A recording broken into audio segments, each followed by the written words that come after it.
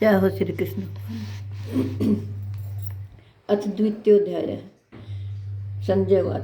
तं तथा कृपयाविष्टं श्रुपूर्णकुलेक्षणं विषीदन्तमिदं वाक्यमुवाच मधुसूदनः। संजय बोले, उस प्रकार करुणा से व्याप्त और आंसुओं से पूर्ण तथा व्याकुल नेत्रों वाले शोक युक्त उस अर्जुन के प्रति भगवान मधुसूदन ने यह वचन कहा। श्री भगवान वाच कुत्सवा कश्मलमिदं विस्मे समुपस्थितम् अनार्यजुष्टमवस्सव गर्यम कीर्ति कर्मर्जुनम्। श्री कृष्ण भगवान बोले, हे अर्जुन, तुझे इस असमय में यह मोह किस हेतु से प्राप्त हुआ, क्योंकि ना तो यह श्रेष्ठ पुरुषों द्वारा आचरित है, ना स्वर्ग को देने वाला है और ना कीर्ति को करने वाला ही है। क्लैब्यम संगमः पार्थ नैतत्वयुपपद्यते क्षुद्रं हृदय दुर्बलम त्यक्त्वोत्तिष्ठ परंतप। इसलिए हे अर्जुन, नपुंसकता को मत प्राप्त हो, तुझ में यह उचित नहीं जान पड़ती। हे परंतप, हृदय की तुच्छ दुर्बलता को त्याग कर युद्ध के लिए खड़ा हो जा। अर्जुनवाद। कथम विषमहं संख्ये द्रोणं च मधुसूदन इषुभिः प्रतियोत्स्यामि पूजार्हा वरिसूदन।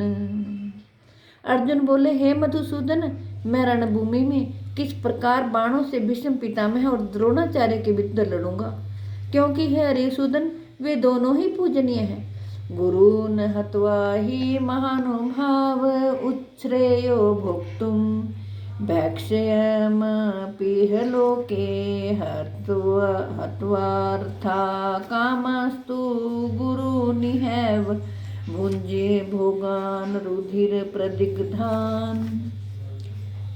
इसलिए इन महानुभाव गुरुजनों को न मारकर मैं इस लोक में भिक्षा का अन्न भी खाना कल्याणकारक समझता हूँ, क्योंकि गुरुजनों को मारकर भी इस लोक में रुद्र से सने हुए अर्थ और काम रूप भोगों को ही तो भोगूंगा।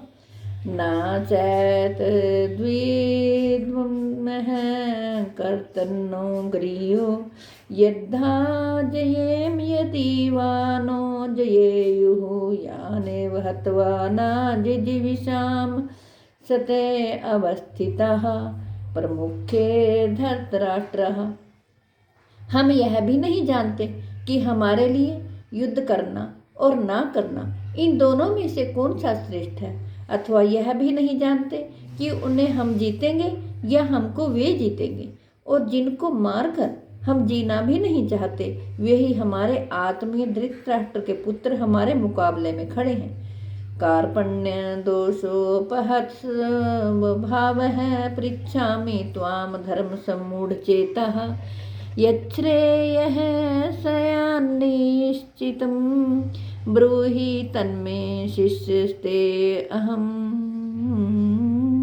शाधि मां त्वहं प्रपन्नम।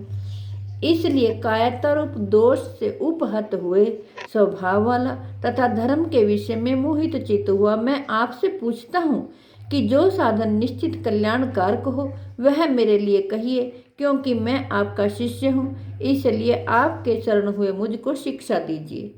नहि प्रपश्यामि ममापनुद्या दयच्छोकमुच्छोषणमिन्द्रियाणाम् अवाप्य भूमावसपन्नमृद्धं राज्यं सुराणामें चाधिपत्यम्।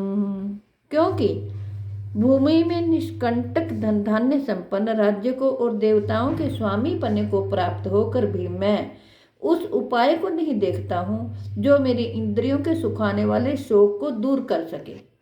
जय हो श्री कृष्ण भगवान की। एवं मुक्त्वा ऋषिकेशं गुडाकेशः परन्तप नायोत्स्य इति गोविंद मुक्त्वा तूष्णीं भुवः तमुवाच ऋषिकेशः प्रहसन्नेव भारत। सेनयोरुभयोर्मध्ये विषीदन्तमेदं वचः।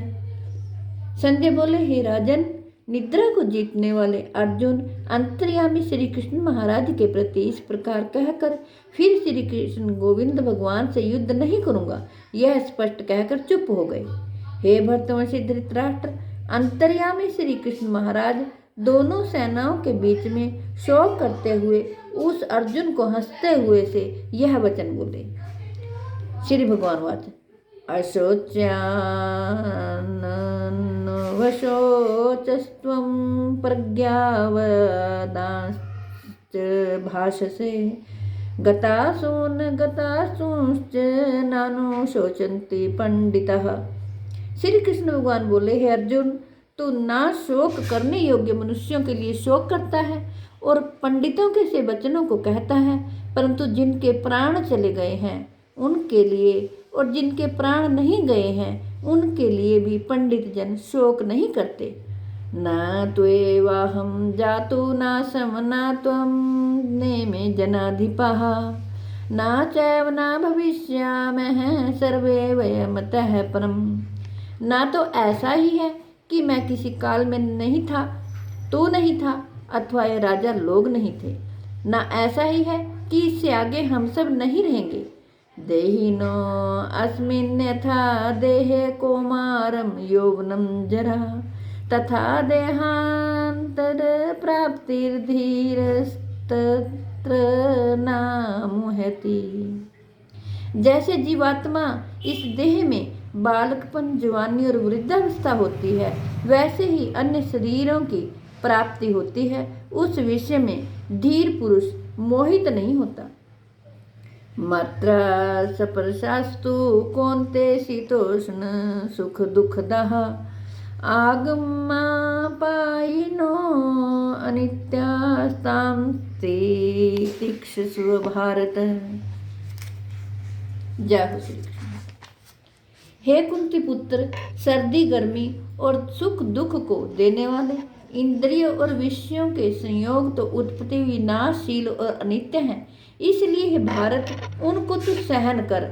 यम ही न व्यथयन्ते ते पुरुषम पुरुषर्षभ सम दुख सुखम धीरम सो अमृतत्वाय कल्पते।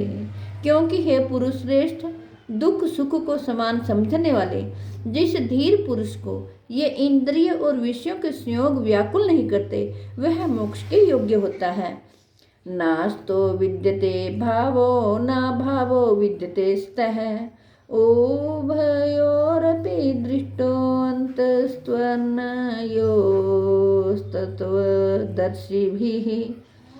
असत वस्तु की तो सत्ता नहीं है और सत्य का अभाव नहीं है। इस प्रकार इन दोनों का ही तत्व तत्वज्ञानी पुरुषों द्वारा देखा गया है।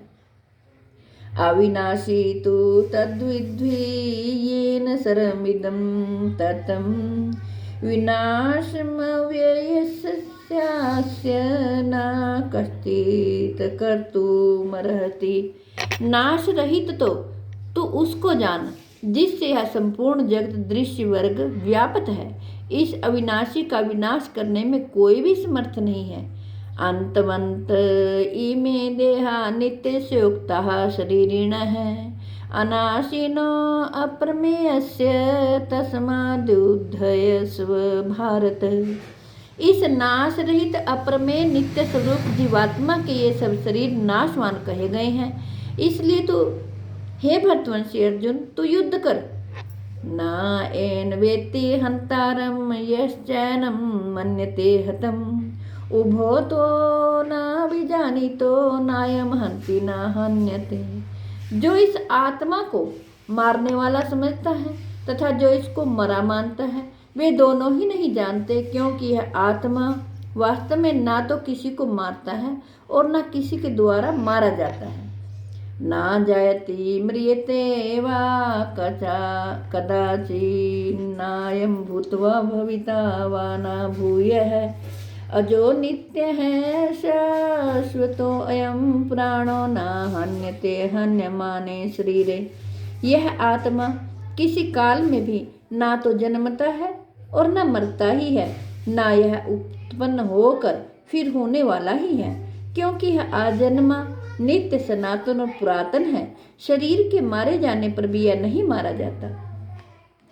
वेदा विनाशिनं नित्यं य एनमजम व्ययम् कथं स पुरुषः पार्थकं घातयति हन्तिकम्।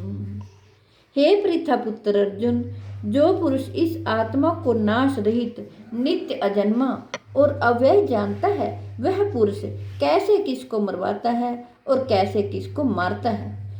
वासांसि जीर्णानि यथा विहाय नवानि गृह्णाति नरो प्राणी तथा शरीराणि विहाय जीर्णान्यानि स्याति नवानि देहि।